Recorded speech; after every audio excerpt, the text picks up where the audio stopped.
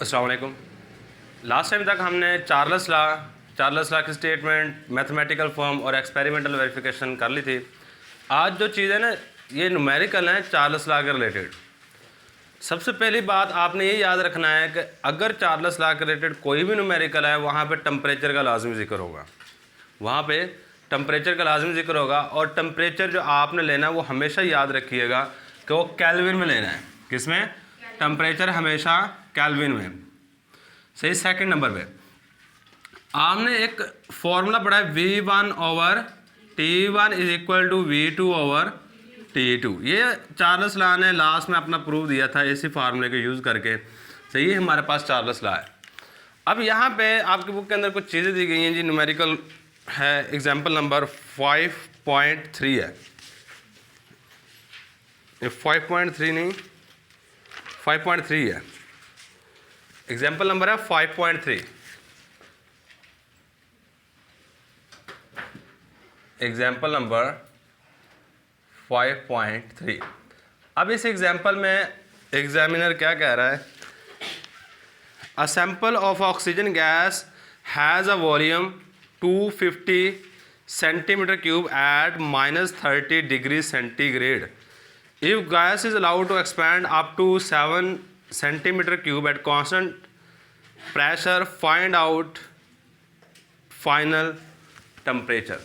कहता हमारे पास ना एक गैस है, हमारे पास एक वो इस तरह गैस का सिलेंडर है। हमने इसमें गैस बंद की हुई है।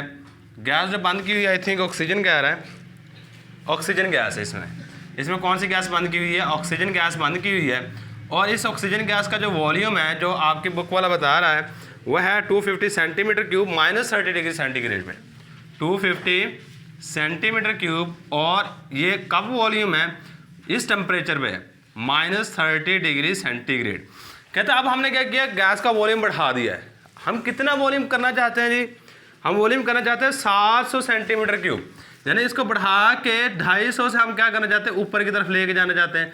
अब देखिए, आप ऊपर की तरफ अगर लेके जाना चाहते हैं, वॉल्यूम बढ़ाना चाहते हैं, तो सिंपल सी बात है कि टेम्परेचर को बढ़ाना पड़ेगा। सही है, यानी कि कहते हैं हम 700 सेंटीमीटर क्यूब वॉल्यूम करना चाहते हैं। आपने सिर्फ ये बताना है कि कौन से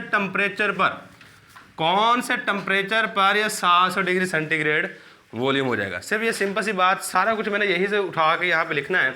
सही है। सबसे पहले काम ये होता है कि आपने गिवन डाटा लिखना है। Given data.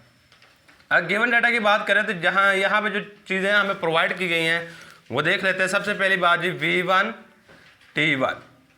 V1 कितना है जी? 250 सेंटीमीटर क्यूब, 250 सेंटीमीटर क्यूब। और ये कब है जी? जब टेम्परेचर था -30 डिग्री सेंटीग्रेड। और इसके बाद V2 दिया गया है। V2 कौन सी चीज़ है जी? 700 सेंटीमीटर क्यूब। अब जो नेक्स्ट चीज़ हमारे पास आ जाती है, टू फाइंड जो चीज़ हमने मालूम करनी है। जो चीज़ हमने मालूम करनी है यहाँ पे, वो ये वाली चीज़ है। T2 टेम्परेचर मालूम करना है जी। अब नेक्स्ट कौन सी चीज़ आएगी जी? कैलकुलेशन। और एक बात मैंने समझाई हुई है, वो कौन सी चीज़ है? टेम्परेचर हमेशा केल्विन में लेना है। अगर टेम्परेचर सेंटीग्रेड में लेते हैं तो आंसर गलत आएगा, आंसर ऑटोमेटिकली गलत हो जाएगा। अगर टेम्परेचर सेंटीग्रेड में दिया गया, उसको केल्विन में करना हो तो एक सिंपल सा फार्मूला, हम सबसे पहला काम यही करेंगे। जो टेम्परेचर दिया गया है ना, इसको केल्विन में कर लेते हैं। मैं यहाँ पे फार्मूला लिखने लगा। टेम्परेचर अगर केल्विन में मालूम करना हो, टेम्परेचर इन सेंटीग्रेड में 273 ऐड कर दें। कितने? 273। टेम्परेचर इन सेंटीग्रेड में कितना है? -30 रखें, -30 प्लस 273, इसको करेंगे तो हमारे पास आ जाएगा 243। ले जी, ये 243 केल्विन में आ गया। फार्मूला हमें पता है जी, कौन सा फार्मूला लगाना है? ये वाला फार्मूला, V1/T1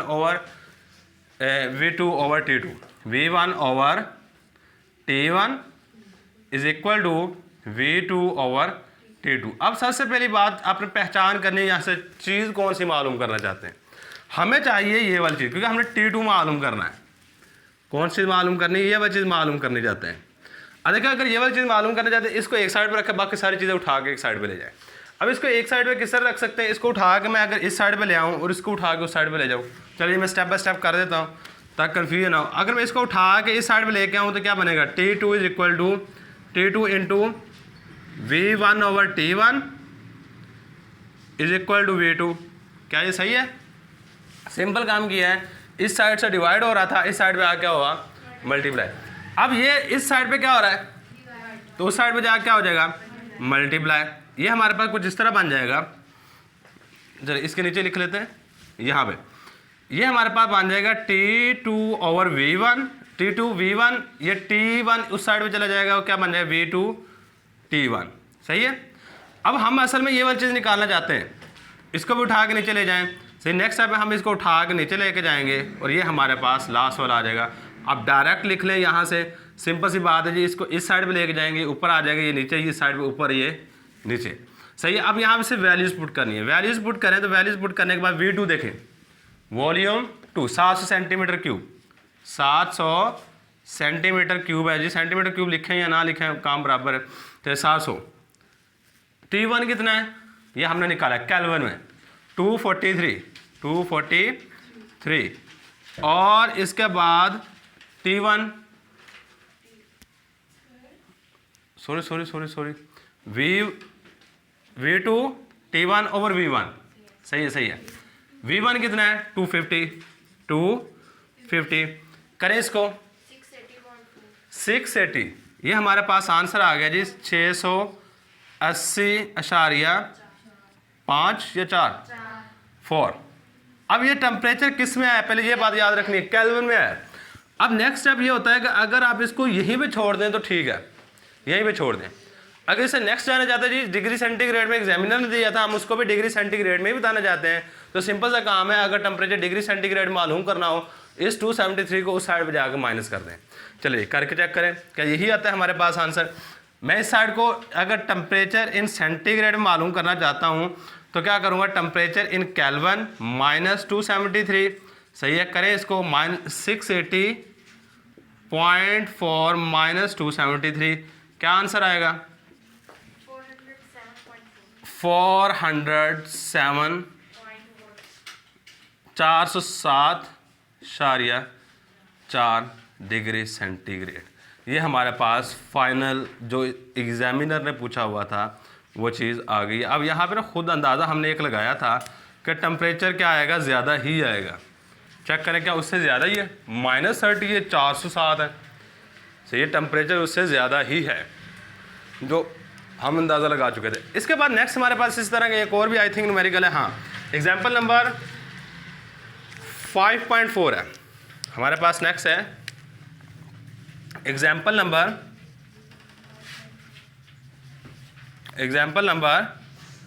5.4।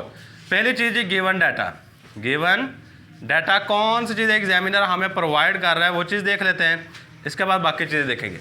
अगर सबसे पहले बात करते हैं जी, कहता है हमारे पास एक सैंपल है, sample of hydrogen gas occupies a volume 160 centimetre cube at 30 degree centigrade. If its temperature is raise to 100 degree centigrade, calculate what will be its volume if pressure remain constant. कहता है हमारे पास एक gas है, gas का cylinder है, ये यहाँ पे इसको थोड़ा सा बना लेते हैं। गैस का सिलेंडर है। अब ना मैंने इसका पहले वॉल्यूम मालूम किया, कितने टेम्परेचर पे जी, 30 डिग्री सेंटीग्रेड, 30 डिग्री सेंटीग्रेड पे। और जब मैंने 30 डिग्री सेंटीग्रेड पे वॉल्यूम मालूम किया तो पता चला जी इसका वॉल्यूम है, इसका जो 30 डिग्री सेंटीग्रेड पे वॉल्यूम बन रहा था वो है 160 सेंटीमीटर क्यूब, 160 सेंटीमीटर क्यूब। ये हमारे पास इसके वॉल्यूम की वैल्यू है। अब हम कहता है कि हमने इसका टेम्परेचर बढ़ा दिया 100 डिग्री सेंटीग्रेड पे। मैंने क्या किया, इस गैस को गर्म किया, गैस को गर्म करके इसका टेम्परेचर बढ़ा दिया। कहाँ तक बढ़ा दिया जी, अब मैंने बढ़ा दिया 100 डिग्री सेंटीग्रेड तक। कहता है 100 डिग्री सेंटीग्रेड पे गैस का वॉल्यूम क्या होगा। पहले एक कॉमन सेंस हम यूज़ कर लेते हैं। हमने चार्ल्स लॉ पढ़ा हुआ है, चार्ल्स लॉ में हमने कहा था जी टेम्परेचर बढ़ाने से वॉल्यूम क्या होगा, बढ़ेगा, टेम्परेचर कम करने से वॉल्यूम क्या होगा, कम होगा। अब यहाँ पे देख के पहले 30 डिग्री सेंटीग्रेड था, उसने क्या किया, कहता हमने 100 डिग्री सेंटीग्रेड कर दिए वॉल्यूम टेम्परेचर। हमारा अंदाज़ा क्या कहता है जी, वॉल्यूम ज़्यादा होगा, जो भी आंसर आएगा वो इस आंसर की निस्बत 160 सेंटीमीटर क्यूब की निस्बत हायर होगा। बस इतना का हमने अंदाज़ा लगा लिया। अगर हमारा आंसर हायर आता है तो ठीक है, अगर नहीं आता तो फिर आपको कहीं ना कहीं भी मिस्टेक हो रही है। सही, चले जी स्टार्ट करते हैं। सबसे पहले जी गिवन डाटा में ये सारी चीज़ें हम लिख लेते हैं। सबसे पहली बात, टेम्परेचर T1 कितना दिया गया है जी, 30 डिग्री सेंटीग्रेड, 30 डिग्री सेंटीग्रेड। इसको मैं यहीं पे कन्वर्ट करने लगा हूँ, मुझे चेक करते जाइए। इसको मैं यहीं पे कन्वर्ट करने लगा हूँ, 30 + 273, सही है, ये हमारे पास 303 केल्विन। मैं डायरेक्ट कर दिया। अब आपको पता हो ये किस तरह किया है, सही है। यानी कि अगर डिग्री सेंटीग्रेड को केल्विन, देखिए अब यूनिट मैंने साथ में चेंज कर दिया है, ये बात याद रखिएगा। अगर यहाँ पे वॉल्यूम कितना था जी, V1 वॉल्यूम है जी 100 सेंटीमीटर क्यूब। इसके बाद हमारे पास T2 टेम्परेचर पे है। T2 टेम्परेचर चेक करें कितना है हमारे पास, 100 डिग्री सेंटीग्रेड। 100 डिग्री सेंटीग्रेड को आप किस में चेंज करेंगे, 100 डिग्री सेंटीग्रेड इसको 100 + 273, ये कितना बन जाएगा, 160, बिल्कुल सही है, 160 ही है। हाँ चलो जी, हमारे पास 100 सेंटीमीटर क्यूब है। 100 सेंटीमीटर क्यूब को 100 डिग्री सेंटीग्रेड है, इसको केल्विन में चेंज करते हैं। सो हमने 273 ऐड किया और हमारे पास आंसर आ गया 333, और ये किस में आएगा, केल्विन में। बस ये बात एक याद रखिएगा, बाकी हमें पता होता है फार्मूले में वैल्यूज पुट करना कोई बड़ी बात नहीं है, वहाँ से निकालने की बड़ी बात नहीं है। बच्चे जो मैक्सिमम मिस्टेक कर रहे होते हैं वो टेम्परेचर नहीं करते, बस टेम्परेचर जो दिया उसको उठाया, पुट किया, आंसर निकाल के आगे कहते हैं हमारा सही है, हालांकि वो चीज़ गलत होती है। यह बात सबसे पहले मैंने पता नहीं कितनी दफ़ा दोहरा दिया, जब भी चार्ल्स लॉ है टेम्परेचर केल्विन में ही लेना है। सो इस डिग्री सेंटीग्रेड में अगर लेंगे तो आपका आंसर गलत होगा। अब यहाँ पे चेक करते हैं। अब यहाँ पे हमने फॉर्मूला लिखे हैं सोल्यूशन टू फाइंड।